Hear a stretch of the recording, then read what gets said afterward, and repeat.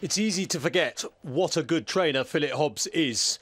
If I said to you, what was his unbeaten Sefton Novices Hurdle winner Grade 1 category, I bet you'd spend the rest of your life coming up with the name Pleasure Shared.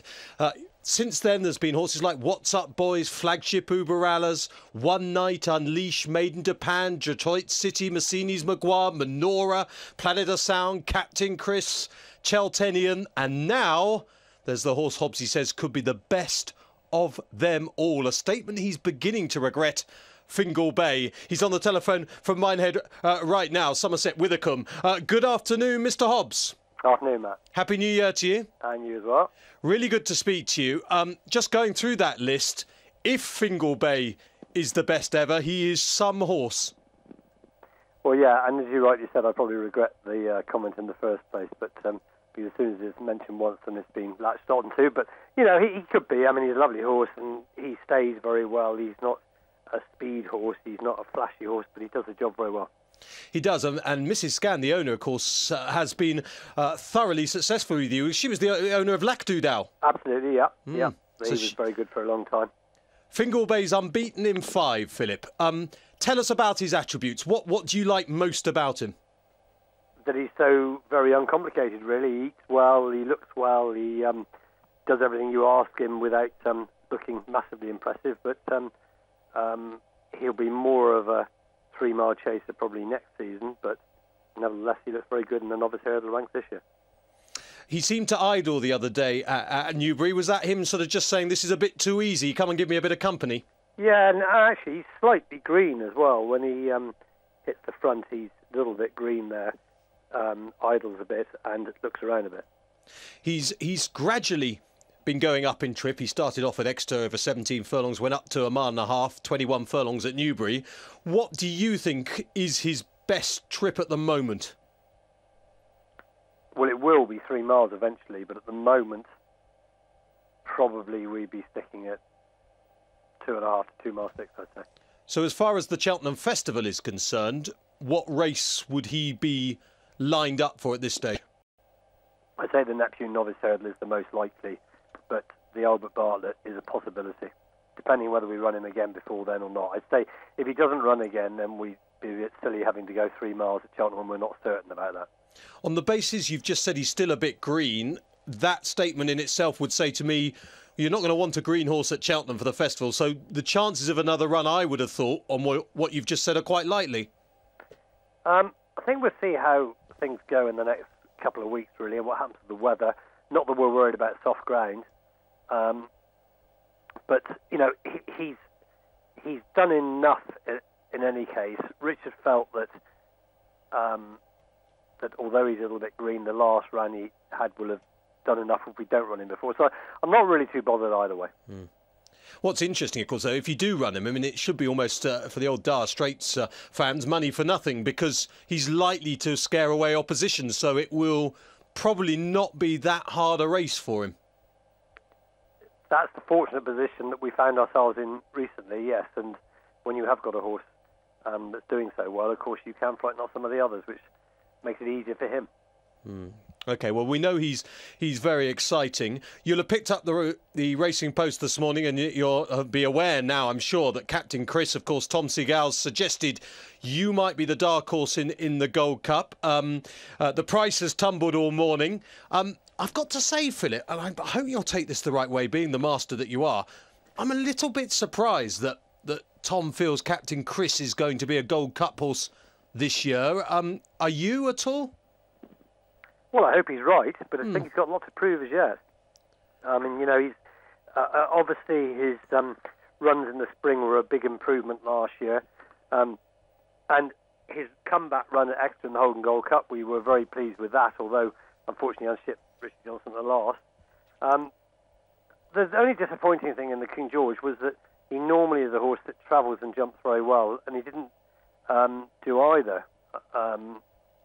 And he seemed to stay on all right, but nevertheless, the finishing position was satisfactory, but throughout the race, I don't know why he didn't really perform as well as normal. And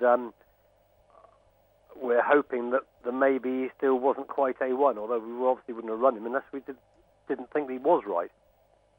Obviously, you'd have done tests after that. Has anything showed up that might have been a little bit amiss? No, we haven't really done any tests with him. I mean, obviously, he'd been scoped, etc. before the race, and that was all okay in the end.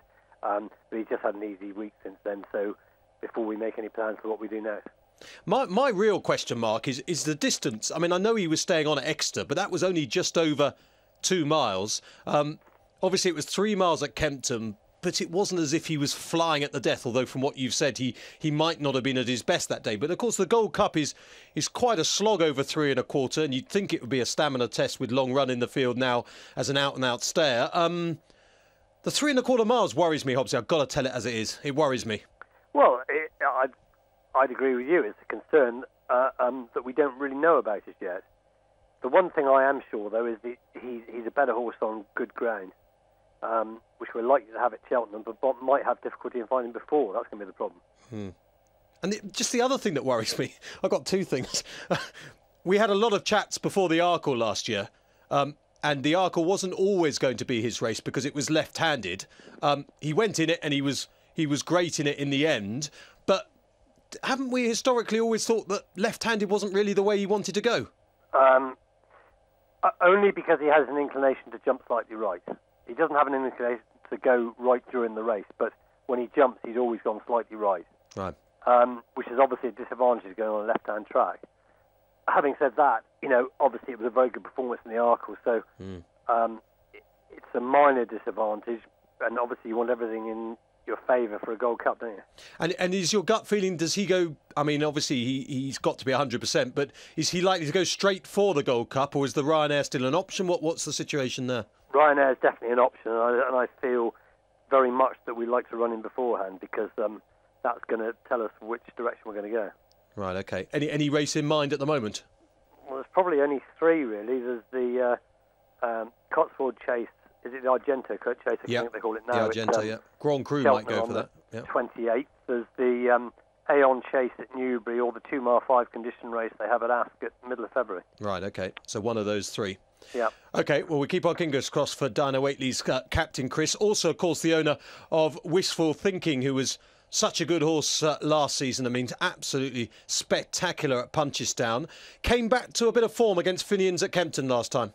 Well, yeah, we were very relieved, really, because his first 2 runs were very moderate. It's been well documented he's had breathing problems, and he had another operation this summer. But hopefully it's a bit like last season, where he took 2 or 3 runs to get underway.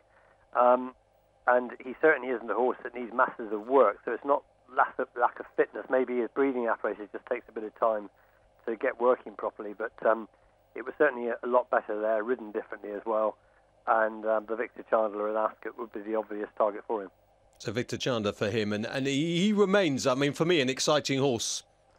Yeah, he's got loads of pace, and for the moment we're going back over 2 miles, which, interestingly enough, before Cheltenham last year just shows how unsure we are about these things sometimes. We thought that Captain Chris was one going to go sort of the shorter route, and we were thinking at the time that Wishful Thinking was likely even to run in the 3 mile novice chase at Cheltenham. And we must have a quick word about Menorah as well. We all saw him in the West Country. There was a mixture of brilliance and hairy moments, wasn't there, really? Yeah. Obviously the first wasn't great at Taunton, and neither was the last, but a lot of the jumping in between was very, very good indeed. I don't think there's any problem jumping fences at all, but he does need more experience. Might even run as soon as Kempton on Saturday week. I mean, he excites me, but I got slated on various forums and things for suggesting that this was a Cheltenham horse on the back of this performance. I was just pointing out that the horses in 2nd and 3rd, although they were never near Menorah, they are rated in the 120s, and the runner-up's no mug, although he... Oh, dear. Just watch that last fence again, Hobbsy. But, I mean, this horse is a good horse, isn't he? I mean, he is a good horse. Oh, absolutely. I mean, he's 160 over hurdles, 162, I think, is his official mark, and there's no reason why he shouldn't be equally as good a fence once he gets that together. So, of course he is, yeah, very much so. Do you have confidence in him still that he can become a real Arkle, favourite, so to speak, an Arkle contender? Very, very much so, yeah. Just think a bit more experience is needed, and he then should be very slick. I mean, at Exeter, he jumped very, very well into the unseated route of the second last, and there's no reason why we shouldn't get all these bits ironed out. And part of the problem at Taunton was making his running anyway, which has never been ideal with him. In fact, the twice he had to make the running over hurdles, he got beaten at odds-on in novice hurdles at Ascot and Doncaster. So it's not ideal to be in front. Yeah. No, OK, and clearly still top-notch. One or two emails just come in, Philip. One from Arcalis, who is extremely upset with me because in the long list at the start I left out Rooster Booster. And Arcalis feels that was just totally out of order, so I apologise for that, Hobbsy. But more importantly, some of these horses we do know about, and I know they're either out for the season or not, but Damien just wanted the latest on Cheltenham and what he's up to and how he is. Well, we decided, or with Roger Brookhurst, we decided in August time he definitely wasn't going to run this season. He had any tendon problem is a bad problem, but it was very minor. He could nearly have gone back to the Cheltenham bumper again because you don't have to be a novice to run in it. But, you know, had he got a reoccurrence this spring, that would have been an absolute disaster. So, therefore, it made sense to miss the whole season and go novice hurdling next season. What does a horse like that do? I mean, what's he doing at this minute, Hobbsy? He's at Roger Brookhouse's place near Stratford. He had a long break to start with, and he's now got a regime going on the horse walker and just building up quiet exercise. It's a bit like nowadays we've changed the way that we bring these horses back from what it used to be, and it's a bit like people. I suppose a long time ago, if you broke your leg, you put it on a plaster and do nothing for 3 months. Now people have controlled exercise, as do horses. Oh, fascinating stuff. It really is. This is an extraordinary question. This goes back to a horse who hasn't run since the 2nd of November 2010. So I'm not even sure if he's on the planet anymore. Can you guess who it is, Hobbsy?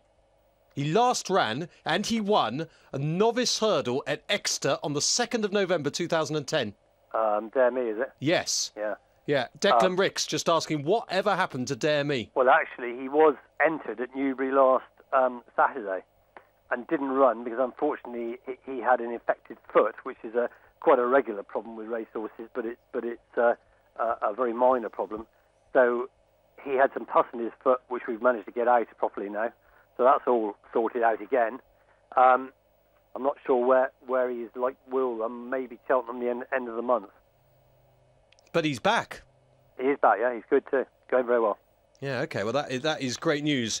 Look, Hobbsy, terrific to speak to you again. There was just one more email, going back to Captain Chris. Dennis Bradley was just saying, is there any chance Captain Chris could end up in the champion chase? I suppose it's unlikely now because, you know, his next run is going to be over either 3 miles or 2 mile 5. So I can't really see us going back to 2 miles, particularly with wishful thinking the same owner's likely to have him in the champion chase. Right, OK. So I would think it's probably very unlikely. But, you know, I have a little bit of a theory with some of these very good horses, you know, in the past, such as Corto Star and Desert Orchid. I mean, they can probably win any trip, really. Yeah.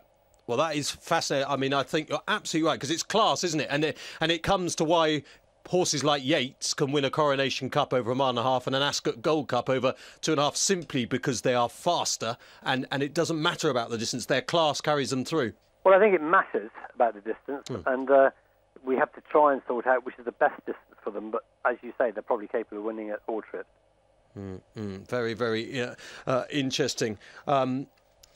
Very nice comment from one of our Twitter viewers. He just says, Philip Hobbs, such a capable trainer, comes across as a true professional. Punters know what is said is reliable and accurate. That's rather nice. That's very nice, but I'm afraid we all get things wrong sometimes, don't we? I'm not a very good tipster. No, well, tell me about it, Hobbsy. God, you'd be a lot better than I am. But look, we wish you well for the new year. I better just very quickly ask you, Featherbed Lane has been in good form, winner at Ascot and Aintree in November and December. When do we see him next? Well, we've waited for the Lanzarote hurdle at Kempton on Saturday week due to the fact that it's 2 mile 5 the right trip. There wasn't really a suitable alternative, and he's climbing the handicap quickly, so we hope he can continue to do so.